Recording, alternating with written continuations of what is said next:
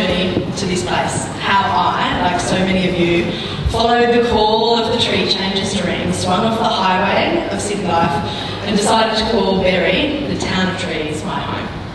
Here we are 11 years ago, fresh off the Prince's Highway, on the front porch of our O'Keefe's Lane renovated stream. Swapping 120 square metres in Gadigal country in Alexandria for 2.5 acres, where Broughton Creek flows past Callanguddy Mountain to the sea. Like most, we were chasing Arcadia, a vision of raising our kids away from the concrete jungle of the city, where they could run free in open spaces, tree houses, the beach, the small community and the great outdoors. Berry's history and heritage gave it the village charm of yesteryear. It draws the tourists in a way that ensures that you might be leaving the city, but happy restaurants and a steady supply of good coffee will be available all the time.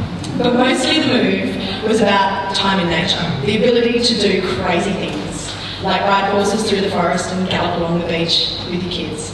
This photo of my daughter Pia and I is one of my all-time favourites. I mean, come on, how good is Berry life? We embrace all the trimmings and cliches of country life with both hands. The backyard chickens, the country shows, the music festivals, pony club, the community preschool, growing our own food, hunting down local produce. However, after a few years of Berry life, my smug joy at winning the lifestyle lottery began to darken. What was creeping in was an unease at the stunning lack of diversity in the school playground, a discomfort with the blinkered privilege of the town and its willful blindness to the true history of the place and our proximity to the social disadvantages on our doorstep. My irritation with the NIMBYs of this town and their misuse of heritage to preserve its chocolate box facade has hardened into cynicism. I've wrestled with leaving for more tolerant pastures or to dig in and try and make Berry great again. I've evidently chosen the latter, but the simmering question I think we have to deal with is Berry a racist town? How do we come to terms with the origin story of the Berry brothers? The forced labour, the dispossession, the grave robbing and the trading of skulls. The colonial history of this place is dark.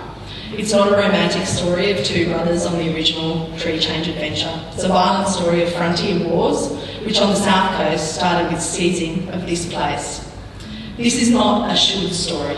I have no Aboriginal heritage, no history degree, and I'm not here drawing on any expertise to lecture or instruct people on how they should think or what they should feel. This is a could story, one that tries to invite us to think about how we could ensure that the tourists of today and the tree changers of tomorrow encounter the true histories of this beautiful place and celebrate the thriving contemporary Aboriginal culture of our region. One that asks us how we could, our kids, grow up with knowledge, pride and shared care of our culture. I have a deep, worrisome curiosity about what a community like Berry could do to get up close and personal and reckon with its past. I think it's high time that we take our collective heads out of the sand and remove the cute crocheted blinkers from our eyes. I've discovered over the past year or so that there are so many simple ways to begin to colour in the blank page that is our shared understanding of the true history of this place, and I want to invite you all. My journey of discovery started with Wominda, an incredible Aboriginal women's organisation who deliver cultural immersions. We've just done 2 in Berry and there will be more to come.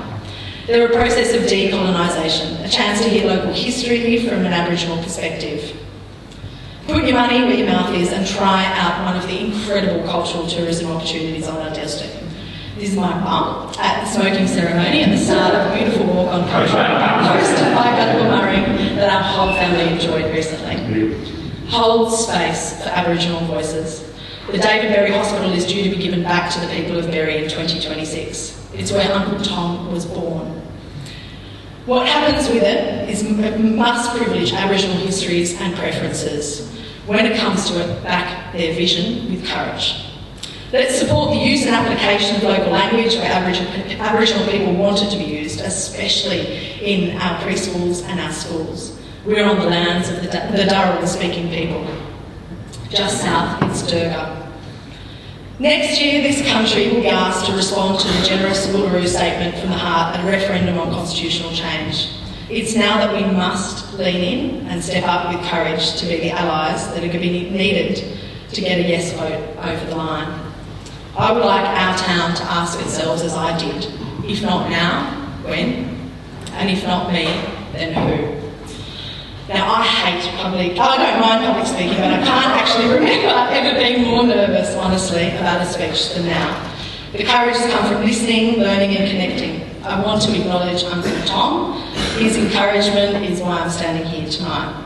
So will you join me in standing up as imperfect allies, willing to stare into our dark past and chart a more honest future?